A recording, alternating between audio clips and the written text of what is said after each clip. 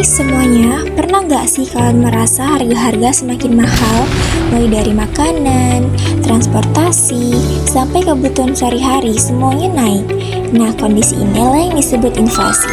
Pada video ini, aku akan membahas dua hal penting dalam ekonomi, yaitu inflasi dan peranan Bank Indonesia dalam mengendalikan laju inflasi.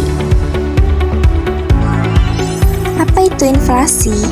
Inflasi adalah kondisi ketika harga barang dan jasa naik secara umum dan terus-menerus pada periode waktu tertentu. Ketika inflasi terjadi, nilai uang kita menurun. Artinya dengan jumlah uang yang sama, kita hanya bisa membeli lebih sedikit daripada sebelumnya. Contohnya, jika tahun lalu 100.000 bisa cukup untuk belanja mingguan, sekarang jumlah itu mungkin nggak cukup lagi. Lalu, kenapa sih bisa terjadi inflasi? Yang pertama, ada inflasi tarikan permintaan atau demandful inflation. Inflasi jenis ini terjadi ketika permintaan masyarakat terhadap suatu barang lebih besar daripada jumlah barang yang tersedia. Contohnya, saat banyak orang ingin membeli barang tertentu, tapi stoknya sedikit, akibatnya harga pun naik. Yang kedua, inflasi dorongan biaya atau cost push inflation. Jenis inflasi ini terjadi ketika biaya produksi naik, misalnya harga bahan baku naik, harga listrik naik, atau biaya transportasi yang meningkat. Karena biaya produksi naik, produsen terpaksa menaikkan harga jual agar tidak rugi.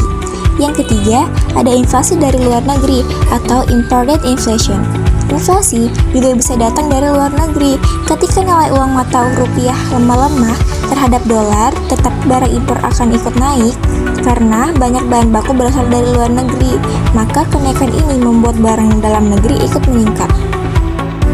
Lalu, apa sih peranan Bank Indonesia dalam mengendalikan laju inflasi? Bank Indonesia atau BI memiliki peranan sangat penting dalam menjaga kestabilan harga agar inflasi tidak terlalu tinggi. Berikut adalah cara BI mengendalikan inflasi. Yang pertama, menetapkan suku bunga acuan. Ketika inflasi naik, BI dapat menaikkan suku bunga acuan. Dengan suku bunga yang lebih tinggi, masyarakat cenderung menabung daripada meminjam untuk konsumsi berlebihan.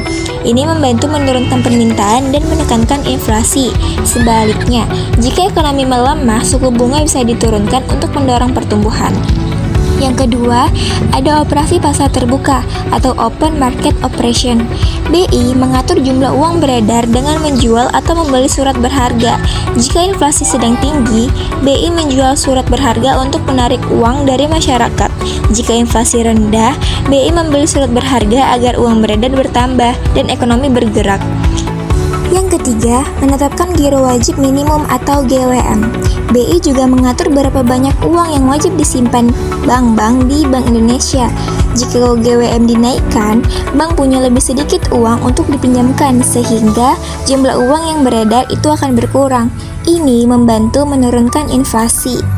Dan yang keempat, koordinasi dengan pemerintah dalam tim pengendalian inflasi. BI bekerjasama dengan pemerintah pusat dan daerah dalam TPIP dan TPID untuk menjaga stabilitas harga bahan pokok, memperbaiki distribusi barang, serta mengendalikan lonjakan harga, terutama pada momen-momen tertentu seperti Ramadan dan Lebaran. Jadi kesimpulannya, inflasi adalah kenaikan harga yang terjadi terus-menerus dalam mempengaruhi daya beli masyarakat. Bank Indonesia memiliki peranan besar dalam mengendalikan inflasi melalui kebijakan suku bunga, operasi pasar terbuka, giro wajib minimum, dan kerjasama dengan pemerintah. Dengan kebijakan yang tepat, inflasi bisa dijaga agar tidak mengganggu stabilitas ekonomi.